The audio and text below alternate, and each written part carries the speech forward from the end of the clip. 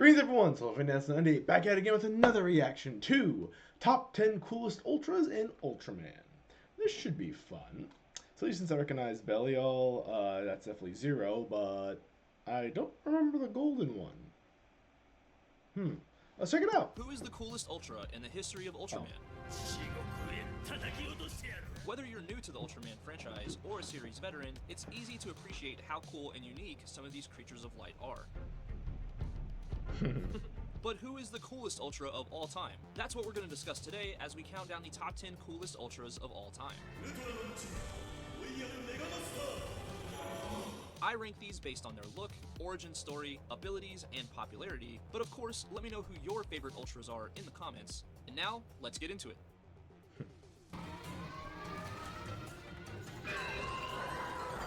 First up at number 10 is Ultraman Blazar. He has a classic Ultraman look with some nice flair added, like a flame on his face and some red and blue striping on his body.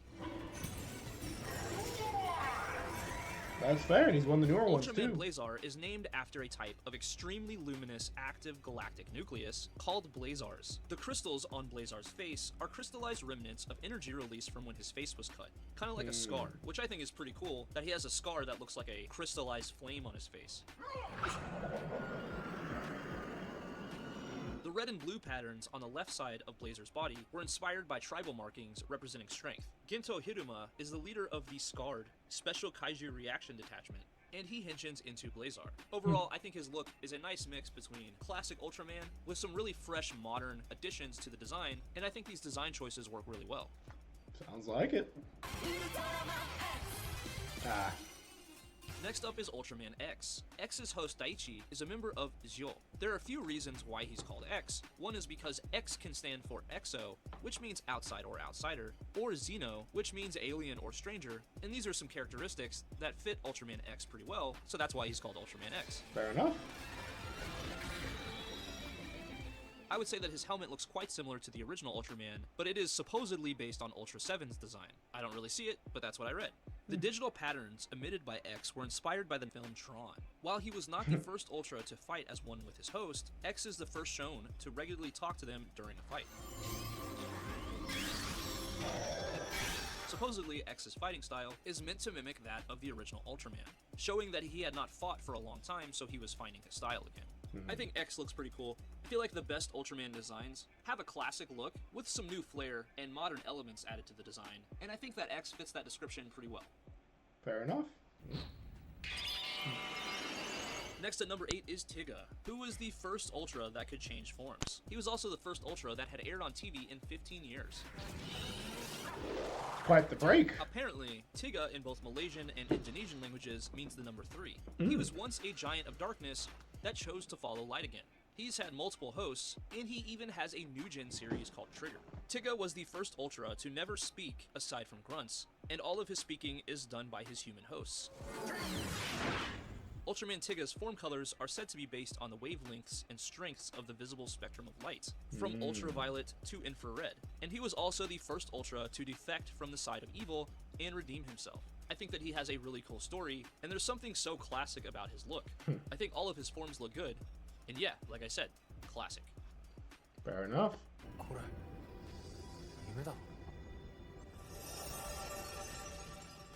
Next up at number 7 is Ultraman Nexus. Now, I could have put the Next or Noah in this spot, but of his different forms, I like Nexus the best, because samurai. Samurai. His suit is based on Japanese armor, while his eyes are based on the Egyptian pharaoh King Tut. Nexus's name comes from the idea that he creates a nexus of bonds with his hosts. All of the names of Nexus's forms represent a person's growth from childhood to adulthood. Anfans, Junis, and Noah all represent different stages of life. He was originally meant to be the opposite of Ultraman Cosmos. Cosmos was meant to show Ultraman's kindness, and that if you believe, things will come true. Nexus was meant to show Ultraman's strength, and how you have to, and you can, overcome challenges in life. That's fair. This show was nearly called Ultraman Cross to represent bonds in the show. Nexus has the most hosts ever, and he was the first Ultra who has an alternate form that is considered a completely different Ultra. I think that he looks freaking awesome. He looks like a silver samurai with just a little bit of red for some contrast. I'd say that this suit design is close to perfection. There we go.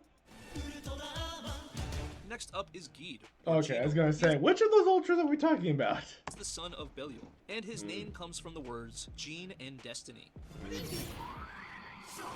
His host is Riku, and although Ultraman Geed is young, he is a skilled fighter and can best powerful opponents that have defeated much more experienced Ultras. He is the second Ultra ever to combine the powers of two past Ultras to create his own forms. He has those cool eyes like Belial, and I would say that he's a pretty unique and dynamic looking Ultra. Fair enough. Next up is Doob, the fusion of two Ultras, Ultraman Rosso and Ultraman Blue, so I'm kind of just gonna lump them all together. But Doob is a Super Ultraman formed from the fusion of Ultraman Rosso and Ultraman Blue, as I said before. Now, Rosso and Blue look pretty cool on their own, and they're pretty unique in the franchise already, being that there are two of them, but Doob is gold and very cool looking. Fair enough. Katsumi and Isami Minato are the hosts, and I think they're pretty likable anyway, which adds a lot to how I feel about the Ultras here. And yeah, this isn't a form that we see very much, but I really enjoy all three forms featured here, that being Ultraman Blue, Ultraman Rosso, and Doob. I think they all look good.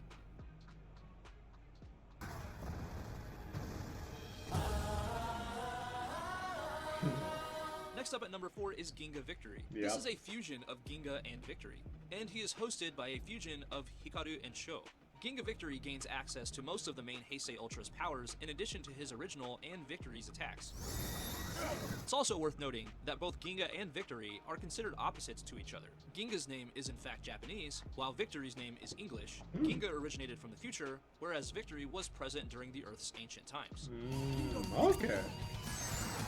That makes more sense. I was wondering why the different Victory styles. looks great. He looks very unique compared to other Ultras, being that he has red, blue, and yellow on his suit. And this form came at the climax of a movie that was the result of 2 series worth of story. So by the time that this form actually came out, I think Ginga had really earned that wow moment, and it paid off. No kidding. I'm wowed by this now. Oh, there she is. Next up at number 3 is Carmira from Trigger. She is the leader of the Giants of Darkness, and she is based on Kamira from Tiga. I think that this has to be one of the sickest suit designs in the history of Toku.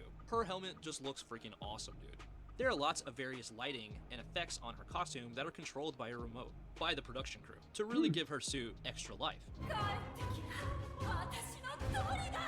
Her former lover, Trigger Dark, switched to the side of light, and this consumes her and makes her vengeful and driven. She holds a great resentment towards Kingo Manaka for stealing Trigger from her. Though she would never admit it, deep down her greatest desire is simply to be with Trigger Dark again. Later on, she transforms into a monster called Megalother that seeks to cover the world in darkness. But if we're talking about just Carmira, she looks freaking awesome. Her helmet has a real cat vibe to it. You know, like she's gonna slice your ass up. She's extremely skilled at fighting, and definitely not someone to take lightly.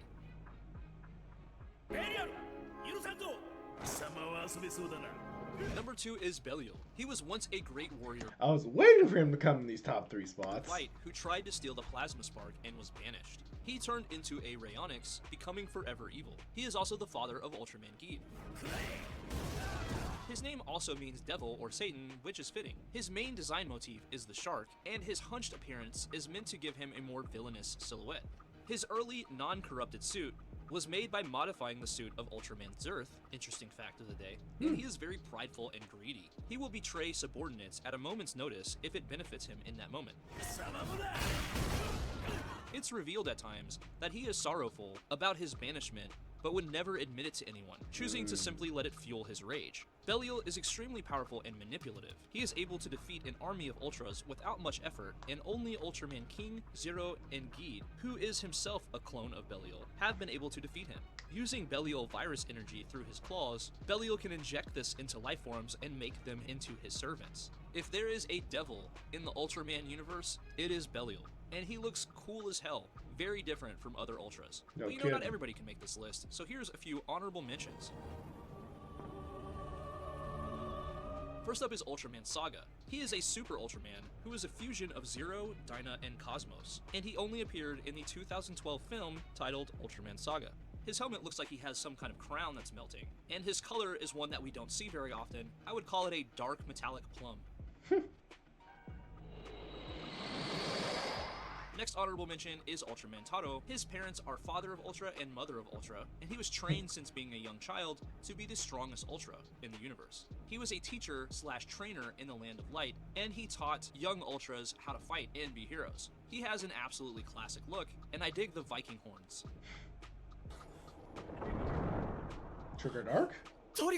And the last honorable mention is Trigger Dark, who was a giant of darkness, and Trigger's original form before he turned to light and became a separate Ultra. Trigger Dark looks freaking awesome. He's kind of a dark gunmetal color, and his armor just in general looks very aggressive and sinister. The only reason that he's not on the main list is the same reason that I put Tigga instead of Trigger, which is that I didn't want to have 3 entries from the same show on this list, that being Trigger. Fair enough. And what I think is the #1 coolest Ultra of all time. That is Ultraman Zero. What an unbelievably iconic and popular Ultra Zero is. He is the son of Ultra 7, and as I said, he is one of the most popular Ultras in history and has been featured in a massive amount of Ultraman projects since his debut in 2009. Conceptualized as Ultra 7 Axe, he was originally planned to have had a similar look but all red. They decided to add blue to make his look more attractive to new viewers because they thought the red dominant suit design was too prevalent in the franchise and kind of played out. Fair enough. Screenwriter Yuji Kobayashi revealed that in order to symbolize the restarting of Ultraman's story from scratch, they decided to go with the name Ultraman Zero. Long ago, Zero tried to take the Plasma Spark from the Plasma Spark Tower, but was stopped by Ultra 7 and the Ultra Brothers. He was then exiled on the barren K-76 planet, and he was forced to be trained by Ultraman Leo while wearing restrictive Tector gear armor that reduced his combat capabilities. He would eventually learn that his father is Ultra 7, and he would go through a redemption arc that would see him freed.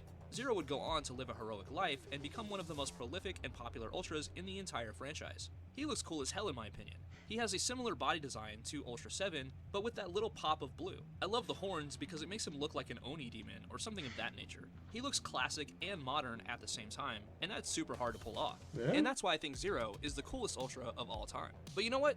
That's just what I think. Let me know who your favorite Ultra is in the comments, and if you enjoy this video, it would mean tons to me if you would smack the out of that like button.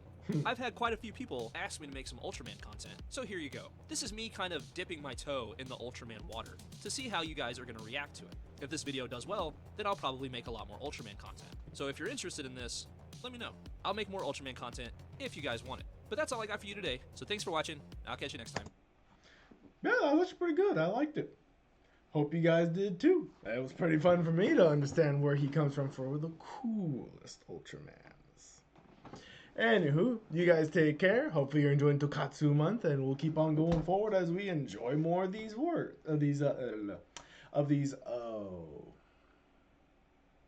brain farted there. More of these videos in the future. That was what I was going for. You guys take care. I'll see you all in the next one. Bye.